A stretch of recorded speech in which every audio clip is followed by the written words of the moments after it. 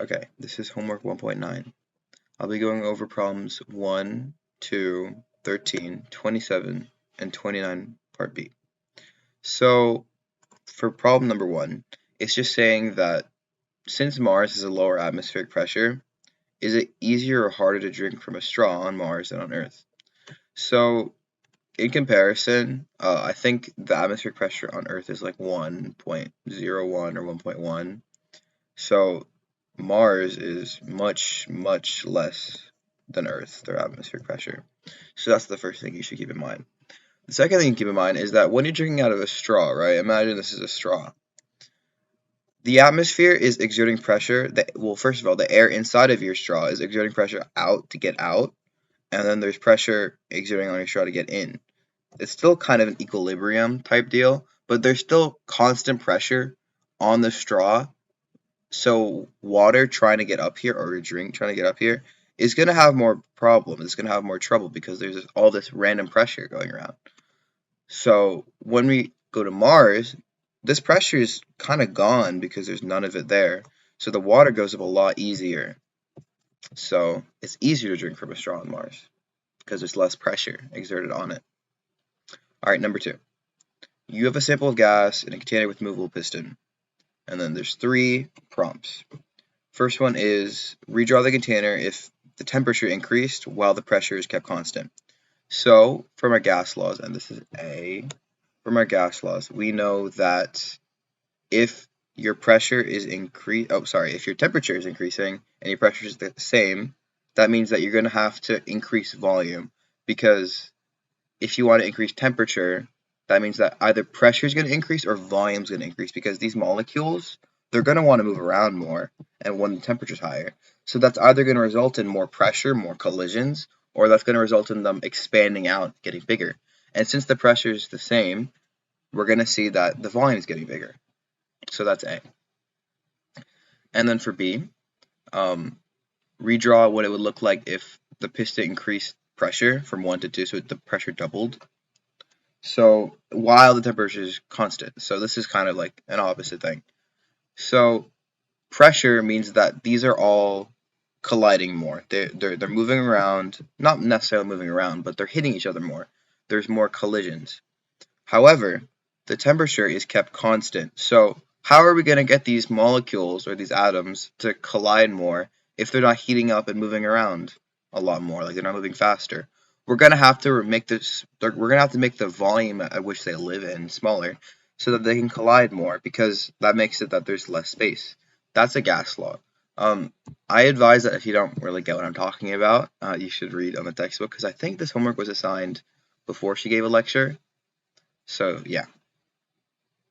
Then for part C, redraw the container to show what it might look like if the temperature of the gas decreases from 300 Kelvin to 200 Kelvin while the pressure is kept constant. So if the temperature decreases and the pressure is kept constant, what's going to happen? So temperature, pressure, and volume, as you can tell, are kind of related in our gas laws. So if our temperature is decreasing and the pressure is the same, we're gonna have to make the volume smaller to compensate, because we're still gonna have the same collisions, the same amount of collisions, because the pressure is the same. So we're still gonna have things hitting each other, and we're still gonna have things hitting the wall and stuff, but temperature's lower. That means that they're gonna be moving around less, so they're not gonna be hitting each other as much. So we have to make the volume smaller so that there's less space for them and they're more likely to hit each other, to compensate for them moving slower. So yeah, that is 1 and 2. Okay, so for 13, these are a little easier, so I'm just going to go over them pretty briefly. So for A, and by the way, this is comparing liquid and a gas. For density, a gas is much less dense than a liquid because most of the volume of gas is just empty space. For compressibility, you can compress a gas much more because there's more space between the molecules. You can easily just like pack them in because they're like less bonded together, they're less connected, so that you could just like really like condense it together if you wanted to. And then ability to mix with other substances of the same phase to form homogeneous mixtures. Well, if you think about it, if you were to open a can of like soda, the air inside the can of soda will just immediately like dissipate out and mix with it immediately. it's instant. So the ability is like excellent. It can do it very easily. And then for ability to conform to the shape of the container, gas molecules expands the shape and volume of its container. If it's a open container, I mean, you're kind of screwed. All of it's already out. Um, and liquid, they're different because they are still like kind of forced down by gravity, and they're still connected to each other. So they kind of just sit there in the so they kind of just sit there in the container and still do the same thing, but a gas takes up the entire thing, I guess. And then for 27, you have a gas confined to a cylinder with a movable piston. What would happen to the gas pressure inside the cylinder if you did the following? So this is asking what would happen to the pressure. These are also pretty self-explanatory. So if you decrease the volume to 1/4 the original volume while holding the temperature constant, that means that you're decreasing the amount of space that the uh, molecules have to move around. So that means there's going to be more collisions. Oh, crap. That means there's going to be more collisions. Things are going to be hitting each other, and things will be happening more often. And since the temperatures are remaining constant, that means the molecules are moving just as fast with less space. That means the pressure is increasing. All right, then if you reduce the temperature to half its original temperature while holding the volume constant, that means that you have the same space, right? But the molecules are moving slower, so they're not going to hit each other as much. They're just kind of chilling, you know? And since the volume is so much bigger, they're going to have a lower pressure because they're not hitting each other. Pressure is kind of just how much they hit each other or how much they hit the walls and stuff. And then for C, reduce the amount of gas to 1/4 while keeping the volume temperature constant. Well, obviously, if you're reducing the amount of gas by a lot, like this much, like with the same box, let's say you have like 1, 2, 3, 4, 5, 6. There's 6 molecules in this. You're only gonna have like 2 molecules in this. Like the pressure's gonna be significantly lower because there's not enough things to collide. There's not enough things to hit each other. So the pressure is lower. And this all really ties back into gas laws. These are kind of just like easy ways to think about it. But eventually I mean, maybe not eventually, maybe you've already done this, but this will all kind of tie together to get your big gas law equation. So it's important that you do these questions, even if they are easy, because they will help you with PV equals nRT and the future gas law equations, like Boyle's law and stuff like that. All right, last problem. 29, last problem.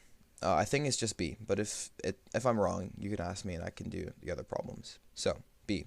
Consider a 1.0 liter flask containing neon gas and a 1.5 liter flask containing xenon gas. Just so you know, the reason why it's neon and xenon is because they're both noble gases, and noble gases are non-reactive, so we know that nothing funky is going to happen in these flasks. It's just very consistent. Both gases are at the same temperature and same pressure. According to Avogadro's law, what can be said about the ratio of the number of atoms in the two flasks? So, since the two gases are at the same temperature and pressure, the ratio of the number of atoms is the same as the ratio of volumes. There are 1.5 times as many xenon atoms as neon atoms. Now, this does not necessarily mean that there's 1.5 times as many moles because it's a different molar ratio, but in terms of atoms, that is so. I'm pretty sure. All right. Well, that's all for 1.9. Enjoy your night. I think you guys have a quiz tomorrow. Good luck with that. And if you have any questions about the quiz, feel free to ask me.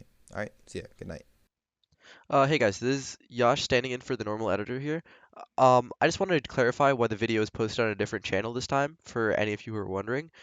This channel is where most of the actual course content related videos are located, so if you wanted to check those out, please feel free to. There's a lot already contained here. I think we've gone through chapter 4 and chapter 10.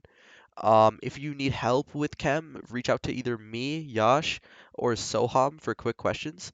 And if you're really lost or struggling, or you want a more scheduled time for help, please check out the website at gvtutors.com. Thank you for watching the video and have a good rest of your day.